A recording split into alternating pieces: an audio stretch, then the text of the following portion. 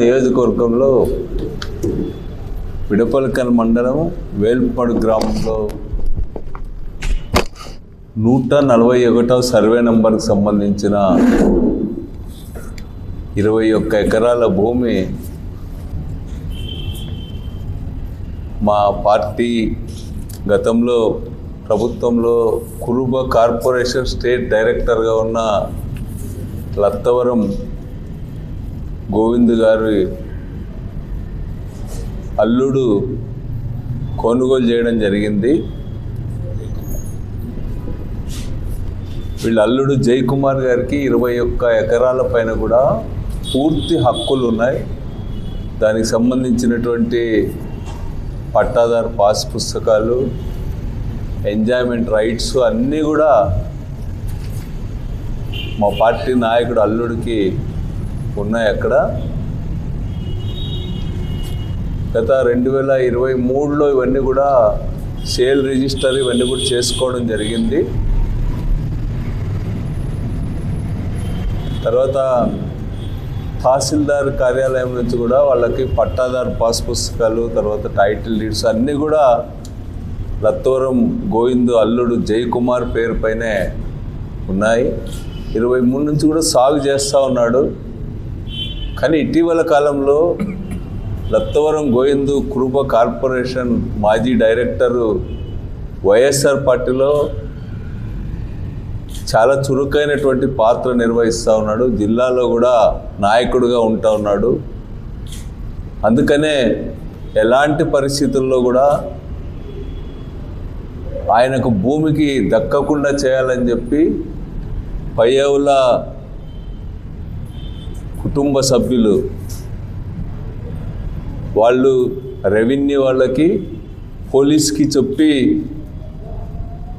ఆ భూమిని అనుభవించకుండా అడుగడుగునా కూడా అడ్డుపడుతూ ఉన్నారు. శాంతియుతంగా ఆయన సేద్యం చేసుకోవడానికి నిరంతరం కూడా ఆటంకాలు కల్పిస్తూ ఉన్నాడు.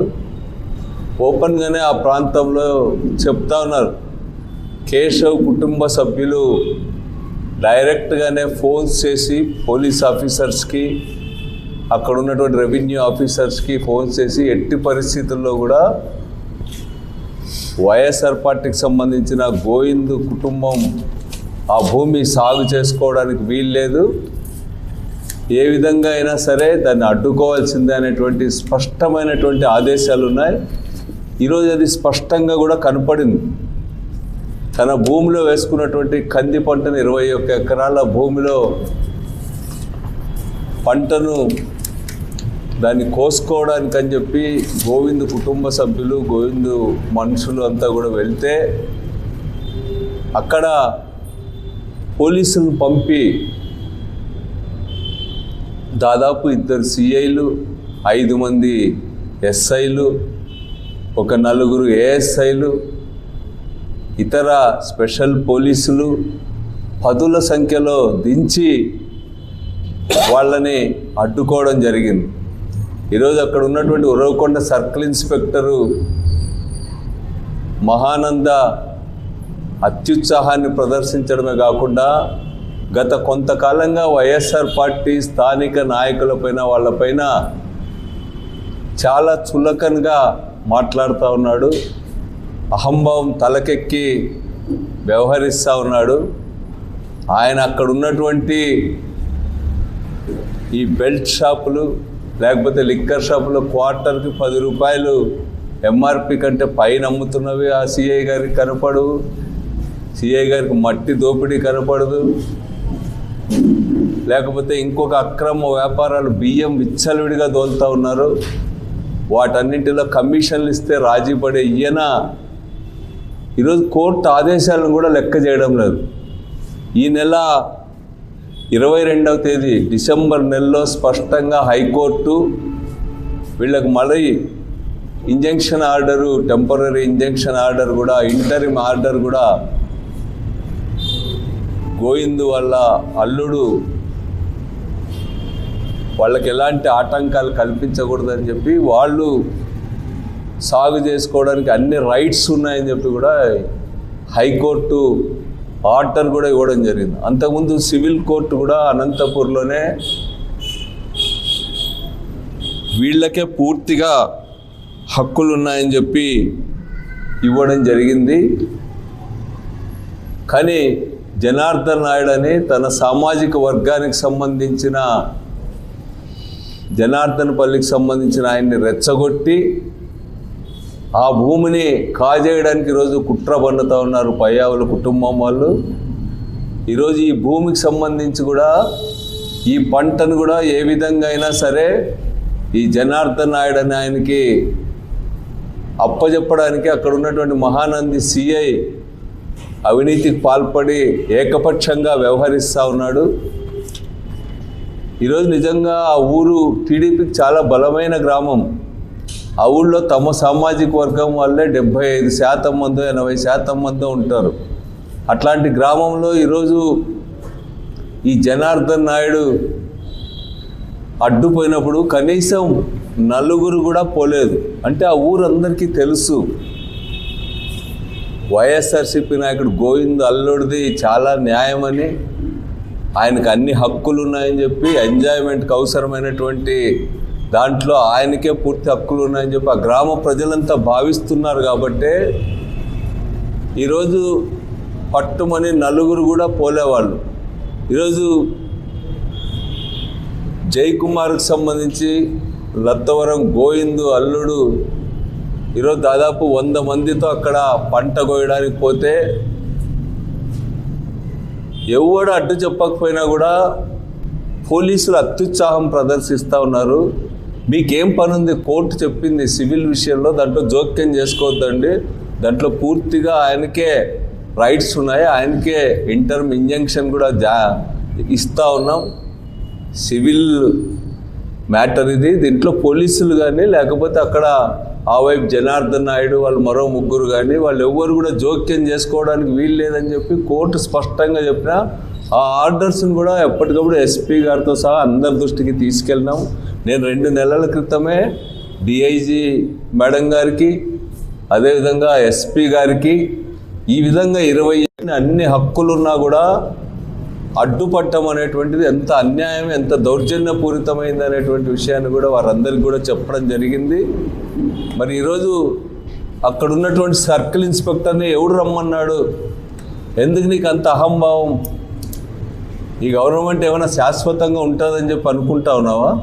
నీ ఇష్టం వచ్చినట్టు ఎందుకు మాట్లాడుతున్నావు? ఆఫ్టర్ ఆల్ సిఐ, నువ్వేం పెద్ద పాలేగాడివే అట్లా మాట్లాడడానికి? నీ చేస్తున్న తప్పులన్నీ కూడా బయట పెట్టాల్సి వస్తుంది, జాగ్రత్తగా ఉండు. నువ్వు వైఎస్ఆర్సీపీ నాయకులంటే నీకు లెక్కలేదా? నీవన్నా జీతం తీసుకొని చేస్తున్నామో, వాళ్ళు జీతాలు ఏమీ లేకుండా ప్రజాసేవకు అంకితమై ఎన్నో ఏండ్ల నుంచి పనిచేస్తూ ఉన్నారు మా లీడర్స్.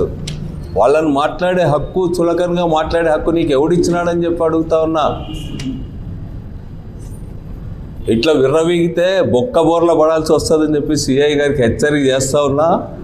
అదేవిధంగా కేశవ్ గారికి నీ ఆర్థిక శాఖను వెలగబట్టు, ఇట్లాంటి వేరేవాడెవడో కొనుక్కున్న భూముల్ని పేదవాళ్ళు, వెనుకబడిన తరగతుల వాళ్ళు, ఈరోజు కురుబలు పెద్ద సంఖ్యలో వచ్చినారు ఆయనకు సపోర్ట్గా గోవింద్కి. ఈరోజు కురుబలు అంటే అంత లెక్కలేదా నీకు? వాళ్ళ భూముల మీదకి నీ సామాజిక వర్గాన్ని రెచ్చగొట్టి ఆ భూముల్లోకి పంపిస్తావా? నువ్వు గలాట పెట్టుకోని గ్రామాల్లో గలాటలు పెట్టేకున్నారా మీరు మంత్రిగా? నీకేం తెలియదా ఎవడికి రైట్స్ ఉన్నాయి, ఎవడు సాగు చేసుకోవాలా? నీకు బాధ్యత లేదా? ఒక మంత్రిగా ఉన్నావు, నీవు తప్పుడు ఆదేశాలు ఇస్తావా మీ పోలీస్ ఆఫీసర్స్కి, రెవెన్యూ వాళ్ళకి? ఏం పని ఉంది? అన్ని హక్కులున్నా, హైకోర్టు ఆర్డర్స్ గోవింద్కి అనుకూలంగా ఉన్నా, ఈరోజు మీ రెవెన్యూ ఆఫీసర్లకి, పోలీసులకి ఏం పని ఉంది అక్కడ? ఎందుకు అడ్డం వచ్చినారని చెప్పి నేను అడుగుతా ఉన్నా. నీ ఆదేశాలు లేకుండా వాళ్ళు రారు, నీ ఆదేశాలతోనే వాళ్ళు ఇక్కడికి వచ్చినారు. ఇట్లాంటి తప్పుడు పద్ధతులతో వైఎస్ఆర్సీపీని దెబ్బగొట్టాలని అనుకోవద్దు. ఈరోజు నువ్వు ఆర్థిక శాఖను ఎట్లా వెలగబెడతా ఉన్నావో చూస్తూ ఉన్నా రాష్ట్ర ప్రజలంతా. రాష్ట్ర చరిత్రలో లేని విధంగా ఈ 18 నెలల కాలంలో 2,60,000 కోట్ల రూపాయలు అప్పు చేసినారు. మీ ప్రత్యేకత ఏమి ఆడ కనపడడంలా? ఒకవైపు ప్రభుత్వం ఇచ్చిన హామీలు నెరవేర్చేలా ఈరోజు విచ్చలవిడిగా అప్పులు చేస్తూ ఉన్నారు. అంతకుమించి నువ్వేం చేస్తా ఉన్నావు? ఆర్థిక శాఖ నిర్వహణ ఏం చేస్తూ ఉన్నారు మీరని చెప్పి నేను అడుగుతా ఉన్నా.